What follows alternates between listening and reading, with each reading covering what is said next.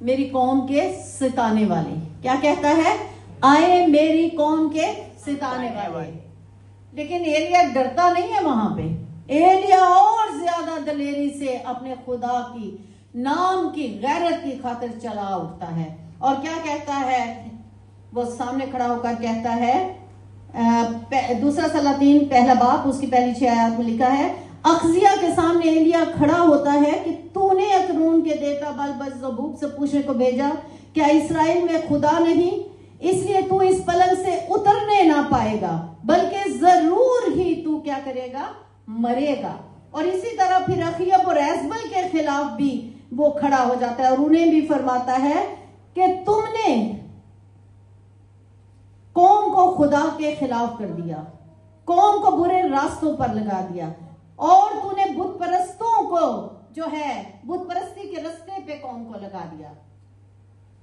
इसलिए ये कौम जो है वो तुम्हारी बदी की सजा, तुम्हारी नाराजगी की सजा पा रही है। अक्सर हम हुक्मरानों की गलतियों की सजा भुगतते हैं। अक्सर हम जो हैं ऐसी सजाएं पाते हैं जो हमने कोई गुनाह नहीं किया होता, लेकिन हुक्मरान, शरीर हुक्मरान, बदकार हुक्मरान जब हम पर हुक्मरानी करते हैं तो हमें उनकी सजाएं भी भुगतनी। अभी जो कुछ यहाँ हो रहा है ये कोई आपकी और मेरी गलती की वजह से तो नहीं हो रहा।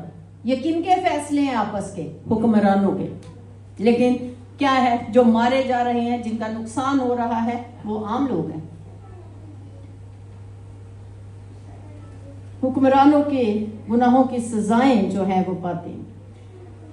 अगर एलिया, फिर आखिर में हम देखते हैं एलिया झूठे नबियों के खिलाफ खड़ा होता है और फिर एलिया गुमराह कौम को खुदा की तरफ कैसे आखिर में आते हैं।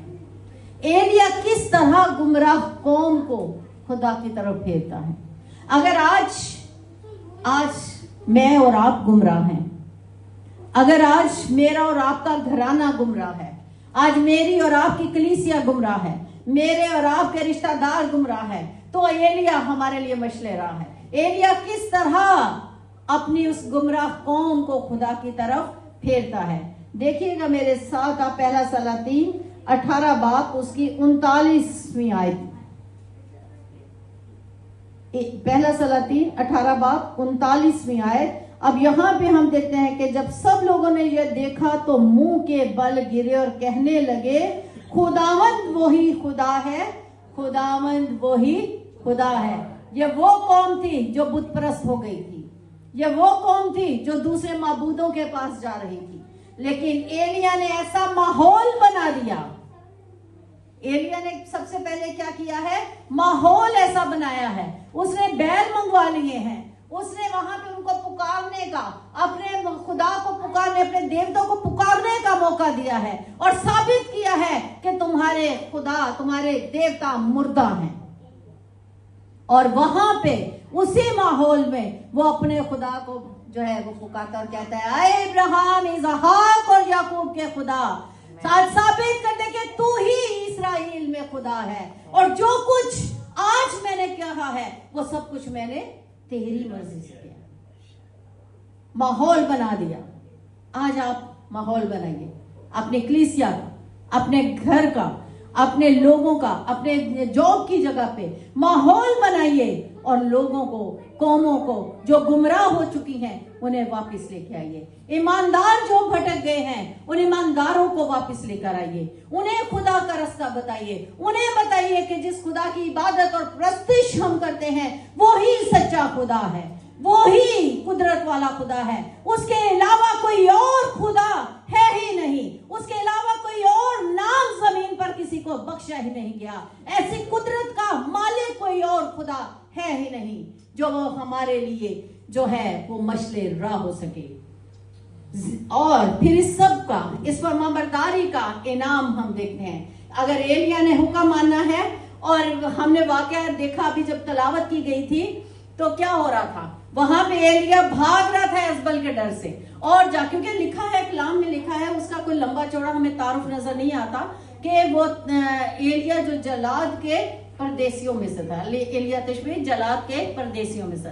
आज हमें अपना तारुफ करना, हम बड़ा लंबा चौड़ा अपनी डिग्रियां, अपनी जॉब, अपना बहुत लंबा चौड़ा अपना खानदान, अबाव जदाद का तारुफ करवा देते हैं ताकि हमारा इंप्रेशन बन सके, जरा धाक बैठ जाए, दूसरे इंप्रेस हो जाए, मैं बहुत पढ़ा लिखा हूं। खुदा को इससे कोई मतलब नहीं है। आप देसी हैं, आप परदेसी हैं, आप गोरे हैं, काले हैं, आप पंजाबी हैं, उर्दू बोलने वाले, अंग्रेजी बोलने, खुदा को इससे कोई लेन देन नहीं। आप मर्द हैं, औरत है, खुदा को इससे कोई फर्क नहीं। खुदा को फर्क पड़ता है आपके मिशन से। आप करने क्या इस दुनिया में आए? पैसा कमाने, रिश्ते नाते बनाने, एक बड़ा घर गाड़ी, ये सब कुछ करने के लिए? खुदा को आपके मिशन से फर्क पड़ता है। और यहां हमें एलिय्याह का मिशन बहुत बड़ा नजर आता है, उसका तारुफ हमें कुछ नजर नहीं आता, एक काम सा। और ये कलाम बताता है कि वो हमारा ही हम तबीयत इंसान था। हमारा हम तबीयत इंसान था ना, तो जाके भाग रहा है पहाड़ पे और खुदा को कह रहा है कि मुझे मौत दे दे, इस औरत के हाथों मरने से बेहतर है कि तू मुझे मौत दे दे। और हम देखते हैं कि वो मौत मांग रहा